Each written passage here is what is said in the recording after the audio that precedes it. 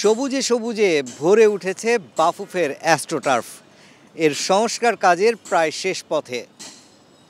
যে প্রতিষ্ঠানটি কাজ করছেন তারা এবার এই কাজে বেশ কিছু পরিবর্তন এনেছেন ফিফার পরামর্শক্রমে। যেমন আমার হাতে দুটি চিপ রয়েছে, একটি চিপ নতুন আর একটি পুরনো। পার্থক্যটা এখানেই, পুরাতন চিপগুলোতে যে লিপ ছিল, যে পাতা ছিল, অর্থাৎ যে ঘাস ছিল, সেই ঘাসগুলি ছিল একেবারে প্লেন, একেবারে সমান এবং পাতলা। কিন্তু নতুন টার্ফে যেটা বসানো হয়েছে সেটি একটি ডায়মন্ড শেপের ঘাস, যেটা কয়েকটা কর্নার রয়েছে, যে কর্নারগুলো প্রকৌশলীরা বলছেন এটা আসলে রাবারটাকে ধরে রাখতে, মজবুতভাবে ধরে রাখতে সহায়ক হবে এবং এর ফলে মাঠে পিছলে পড়ার সম্ভাবনাটাও খুব কম থাকবে যে কোনো ফুটবলারের। খুব সাবধানে, একেবারেই ভাঁজ থাকা চলবে না। তাই তো গ্রিনফিল্ডসের কর্মীরা দারুণ সতর্ক, নিপুণ হাতে করছেন টার্ফ বসানোর শেষ মুহূর্তের কাজগুলো। বাফুফে সংলগ্ন মাঠে অ্যাস্ট্রোটার্ফ বসানোর কাজ প্রায় শেষ পর্যায়ে। ড্রেসিং রুমের কাজও চলছে জোরতালে। এসব কাজ শেষ হলে দেয়ালের উপর দিয়ে বসানো হবে উঁচু নেট। এই মাঠ সংস্কারে সবচেয়ে গুরুত্বপূর্ণ বিষয় হলো পানি নিষ্কাশন ব্যবস্থা। যাতে বৃষ্টির পানি জমে না থাকে সেজন্য নেওয়া হয়েছে বিশেষ ব্যবস্থা।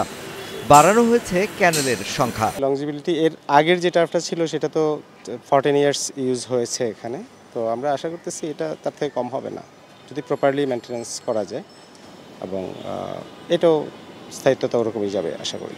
আগে যেটা প্রবলেম ছিল, বর্ষার সময় অতিবৃষ্টিতে পানি জমে যেত, এবং এই মাঠেও তাই দেখেছেন আপনারা। তো এইবার আমরা পানি নিষ্কাশনের জন্য সাববেজ ড্রেনেজ সিস্টেম রেখেছি, এইখানেও হয়েছে, কমলাপুরেও হয়েছে। সো এই সাববেজ ড্রেনেজের ডেভেলপমেন্টটা এবার নতুন করে সংযোজন হয়েছে। কমলাপুরে ছিল আগে 4টা, এবার 38টা হয়েছে। আর এইখানে আমরা কমলাপুরের স্পেসিফিকেশনটাই ফলো করেছি, ওইখানেও 7 মিটার পরপর, এখানেও 7 মিটার পরপরই আছে। সিদ্ধান্তে এসেছে পরিবর্তন, রাবারের সাথে থাকছে না বালি বা নুড়ি পাথর।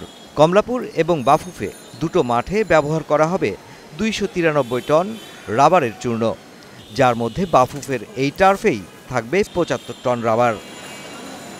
ফিফার অর্থায়নে নেদারল্যান্ডস থেকে আনা হয়েছে এই সব সরঞ্জাম। মান যাচাই এবং ঠিকাদার প্রতিষ্ঠান, সব বিষয়েই ফিফা নিয়েছে সর্বোচ্চ সতর্কতা। ঠিকাদার প্রতিষ্ঠান বলছে আর কয়েকদিনের মধ্যেই, অর্থাৎ 31 আগস্টের মধ্যেই এই মাঠটি প্রস্তুত হয়ে যাবে এবং ঠিক পরদিন 1 সেপ্টেম্বর শুরু হবে কমলাপুর স্টেডিয়ামের কাজ। এবং কমলাপুর স্টেডিয়ামের কাজটা শেষ করার পর দুটো মাঠই একসাথে বুঝিয়ে দেওয়া হবে বাফুফেকে। নতুন প্রযুক্তির ব্যবহার হয়েছে এই মাঠে এবং সেই সাথে ফিফার সকল রিকোয়ারমেন্ট মানা হয়েছে। এবং যদি সত্যি সত্যিই ঝড় বৃষ্টি না হয় তাহলে আজ থেকে 30 দিনের মধ্যেই এই মাঠ পেয়ে যাবে বাফুফে। আর তাতে করে বাফুফের যে মাঠ সংকট তা কিছুটা হলেও কাটবে। Mushfiqur Rahman, star news, Dhaka.